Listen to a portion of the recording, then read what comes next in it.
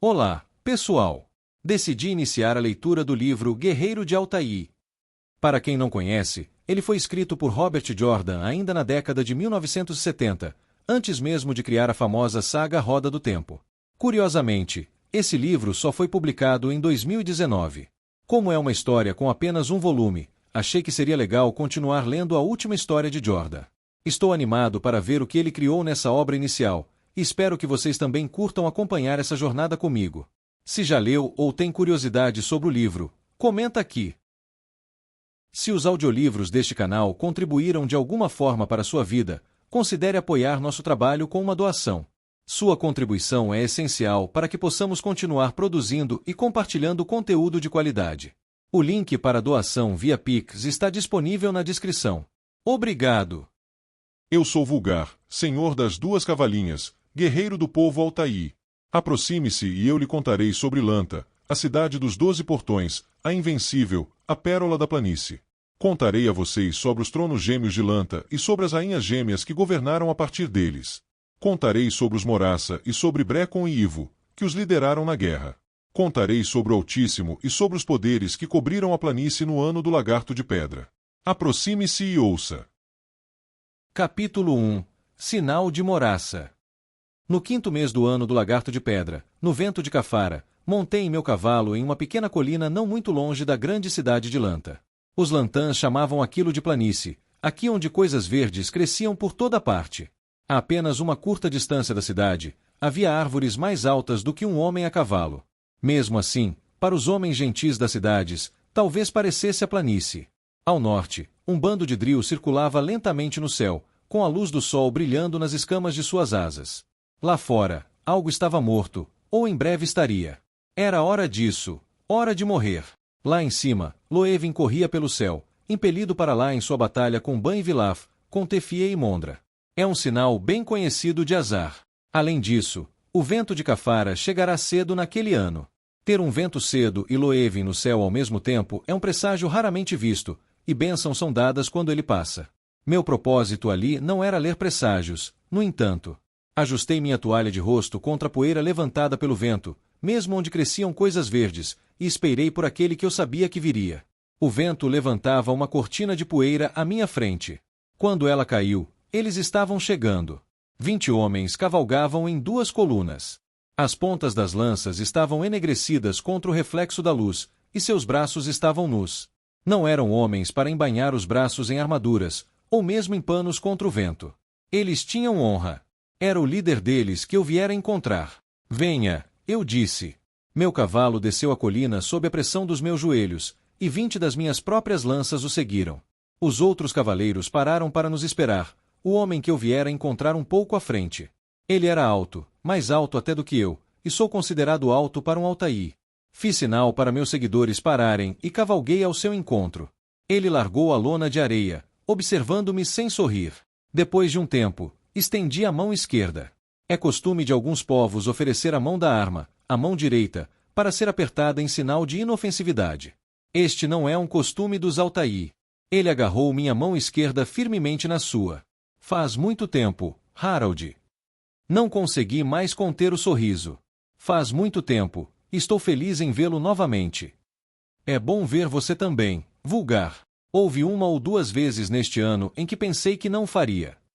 Harald, filho de Boemundo, que foi rei e senhor da guerra da nação Altair, era o homem mais próximo de mim que qualquer outro jamais foi ou poderia ser.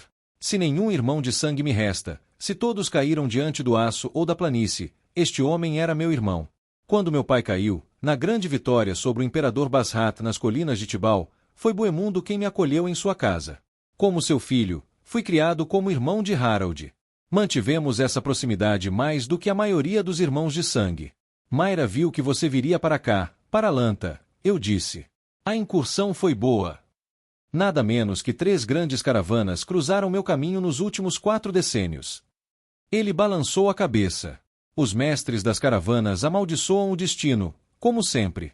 Se eles vão atravessar a planície, deveriam aprender a esperar que alguns deles caiam em nossas mãos de vez em quando. Deveriam encarar isso como um imposto. E como tem sido com você?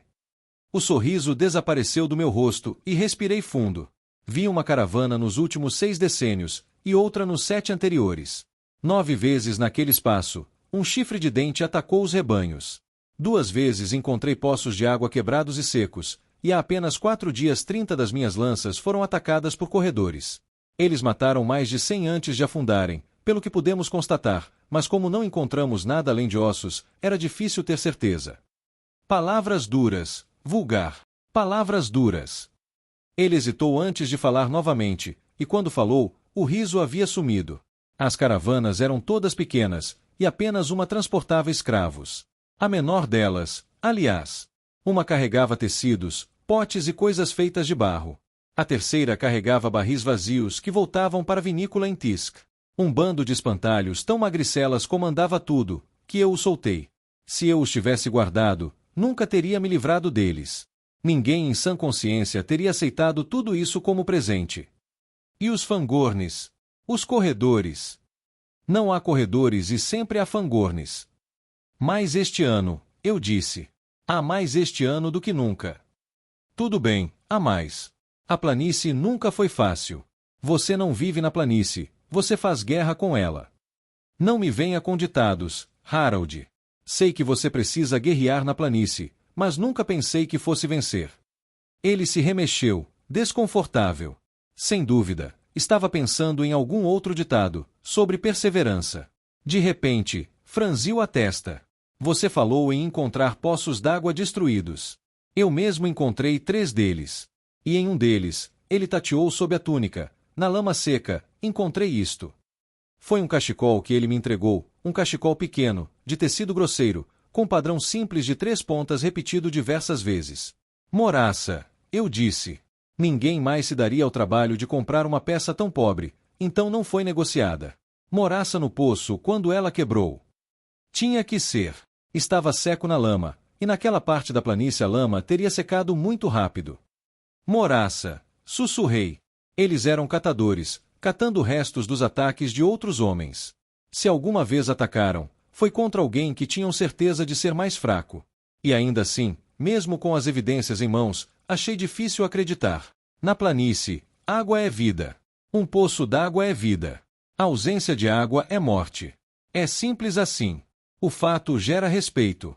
O homem que envenenasse ou destruísse um poço d'água seria morto imediatamente.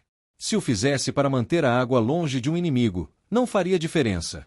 Certamente chegaria o dia, não poderia, em que seu próprio povo precisaria daquela água. Nem mesmo Moraça destruiria a água. Você pediu para uma irmã da sabedoria olhar o poço de água. Ele assentiu. Ela não encontrou nada. Havia um feitiço lançado sobre o buraco por um tempo. Antes, estava completo. Depois, estava quebrado. Durante, estava turvo. No próximo poço quebrado, pedi que ela olhasse novamente, e novamente ela encontrou a turvação. Então alguém quer, o quê? Destruir toda a água da planície. Por quê? O vento aumentou de intensidade e Harold apertou ainda mais o manto. Não sei, vulgar, e não pretendo ficar aqui pensando nisso até congelar. Então está bem. Para a Lanta. Para a pérola da planície. Avisaremos que estamos aqui em paz, e talvez alguns deles criem coragem para sair e comprar. Alguma mercadoria que eles possam reconhecer no seu saque. Algum amigo que eles possam ver por aí. Isso já os impediu antes. Não. Vamos cavalgar. Eu esporeei, e Harold correu para me alcançar, com nossas lanças atrás. Se eu não mencionasse mais os poços d'água, eles não me saíam da cabeça. A destruição da água pedia por loucos, mas nenhum louco podia pagar o preço que uma irmã da sabedoria exigiria por tantos disfarces. Alguém rico estava destruindo a água, mas quem? E por quê? As perguntas continuavam ecoando em minha mente, mas nenhuma resposta veio, nem um vislumbre de uma. Então não havia mais tempo para perguntas vagas. Chegamos ao topo de uma colina, e Lanta estava à nossa frente. Lanta, o invencível, a pérola da planície. Eles também se autodenominavam vitoriosos de Basrat, mas, na verdade, ele havia repelido seus exércitos ao perceber que a cidade não cairia sob seu cerco. Eles nunca o derrotaram, nem mesmo o enfrentaram em combate aberto. Ele simplesmente se cansou de esperar sem um fim à vista. Nisso, eles tinham razão para seu orgulho. Apenas a própria Kazele, entre as cidades que vi, rivalizava em tamanho. Dizem que há 3 ou 4 cidades tão grandes ou maiores nas terras do Liao, mas eu nunca as vi.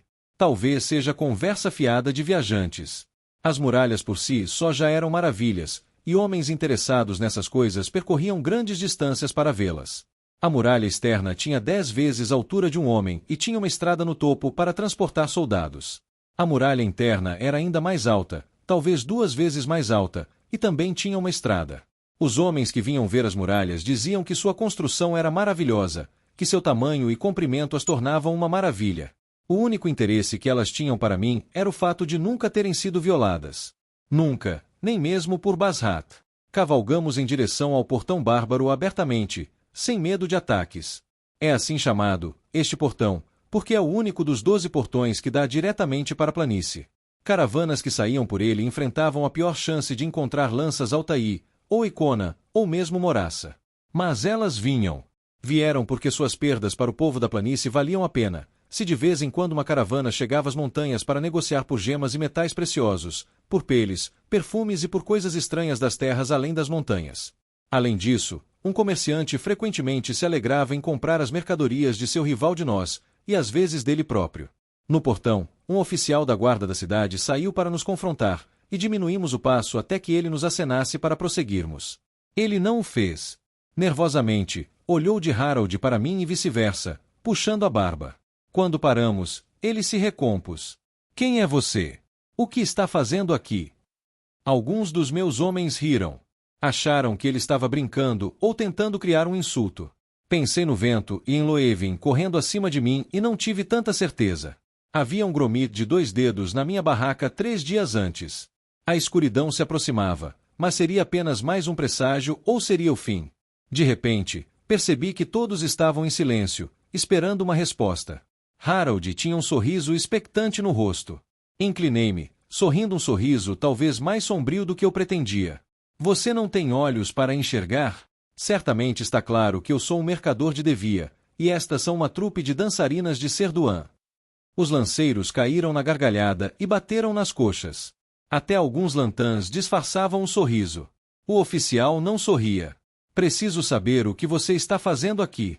Você não poderá entrar na cidade até que eu saiba. Por fim, Harold percebeu que aquela não era a brincadeira habitual dos portões. Por que todo esse questionamento? Ele rosnou. Você tem medo de que 40 lanças Altaí tomem sua cidade? O oficial engoliu em seco, o rosto empalidecendo. Cambaleando para trás, ergueu a mão. De repente, nos deparamos com uma dúzia de besteiros, os arqueiros espalhados em arco pelo portão. Havia movimentos atrás de mim, homens soltando espadas de suas bainhas, liberando lanças. Observei os homens à minha frente e percebi que aquilo não havia sido planejado. Estavam inseguros e tão nervosos quanto seu oficial. Além disso, se tivessem a intenção de nos matar, se tivessem recebido ordens para isso, haveria mais deles. Mesmo que cada besteiro acertasse seu alvo, ainda haveria o dobro de lanças para batê-los e fugir. Chega, eu disse. É costume do nosso povo, há séculos, vir aos tronos gêmeos quando passamos pela sua cidade, para que seu povo saiba que viemos para negociar, não para lutar. Você sabe disso tão bem quanto eu. Agora você tem 2 opções. A primeira é mandar seus homens atirarem. Você não vai matar todos nós. Alguns sobreviverão para voltar às nossas tendas com a notícia do que aconteceu aqui. Então meu espírito, soltei minha lança do encaixe do estribo, e o seu espírito verão quantas lanças Altaí são necessárias para derrubar as muralhas de Lanta. Caso contrário, afaste-se. Entramos agora. Instiguei meu cavalo com o joelho. Por um instante, ele hesitou. Então, cedeu. Afastem-se, gritou. Ao nos ver avançando em sua direção, esqueceu-se da dignidade e saiu do caminho, caindo de cara no chão. Os besteiros se dispersaram, movendo-se para os lados da estrada, confusos. Passamos de uma caminhada para um trote e passamos por eles em meio a uma nuvem de poeira. Assim que passamos, ergui o punho e diminuímos o passo novamente. Os arqueiros não fizeram nenhum movimento para nos impedir. Ficaram observando enquanto a poeira da nossa passagem se assentava ao redor deles. Da muralha externa à muralha interna, havia uma distância de talvez 250 passos. Toda essa distância entre as ruas era um emaranhado de casebres, tavernas e mercados de ladrões chamado Cidade Baixa. Era sempre um lugar barulhento, cheio de gritos de negociantes e alegria embriagada, onde um homem podia ter sua bolsa cortada 3 vezes e ser abordado 7 vezes por atos dos quais nunca tinha ouvido falar, tudo em uma caminhada de 5 minutos. Agora cavalgamos em direção ao portão interno, através de um bairro vazio e silencioso. Obedecendo a um instinto natural dos moradores de tais lugares, eles sentiram um problema no portão externo e se esconderam. Quando partíssemos, eles sairiam novamente. No portão interno, algumas dezenas de mascates da Cidade Baixa pareciam divididos entre obedecer ao impulso de correr e ficar para guardar suas mercadorias. Eles as haviam deixado para os moradores da cidade que chegavam até o portão, mas nunca entravam nos barracos. Os guardas nos olhavam com desconfiança enquanto passávamos. Espiavam em direção ao portão externo, mas, não vendo nenhum sinal ou alarme, contentavam-se em apontar suas armas e nos encarar com raiva enquanto passávamos. Harold soltou a respiração rapidamente, e percebi que estava me segurando. Estamos dentro, vulgar, mas vou te dizer logo de cara que não gosto disso. De jeito nenhum. Já troquei algumas palavras com a guarda da cidade antes, nos portões, palavras raivosas, xingamentos. Mas nunca ouvi nada parecido. É melhor esperarmos que a saída não seja mais difícil do que a entrada. Ele olhou para mim como se não tivesse pensado nessa possibilidade. Você acha que não vai ser? Loevin está no céu durante o dia. O vento está adiantado este ano. Vi um gromit de 2 dedos na minha barraca há 3 dias. Você é um homem de boas notícias hoje.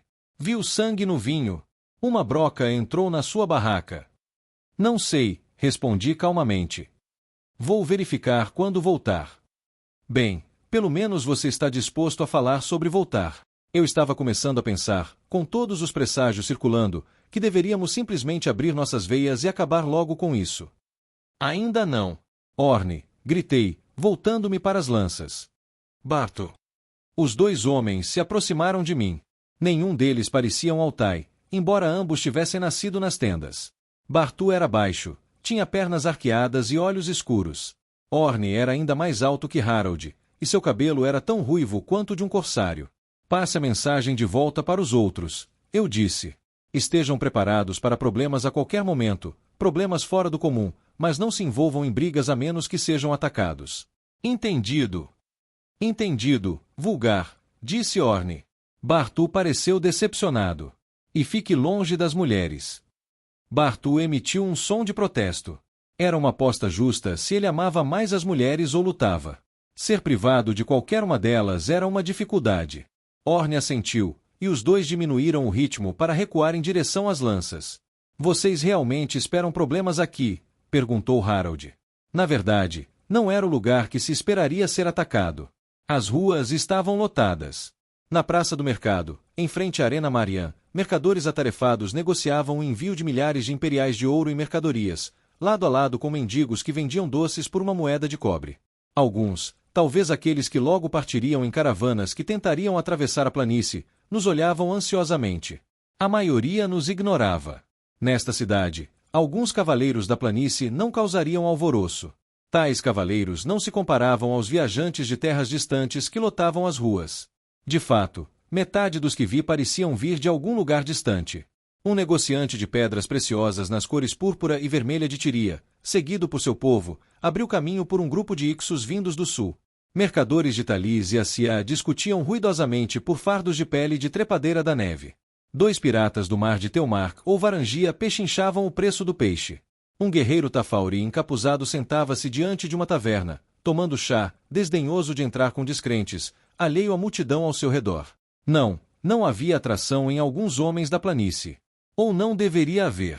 Porque então eu tinha a sensação de que em algum lugar havia aqueles que nos observavam, como eu observaria as peças no jogo da guerra. E então chegamos à enorme praça que era o centro da cidade. Naquela vasta extensão de pedra polida não havia multidões, nem negociantes, nem barulho. Não havia nada além da ampla praça vazia e do lugar que procurávamos. O Palácio dos Tronos Gêmeos, o Palácio das Rainhas de Lanta.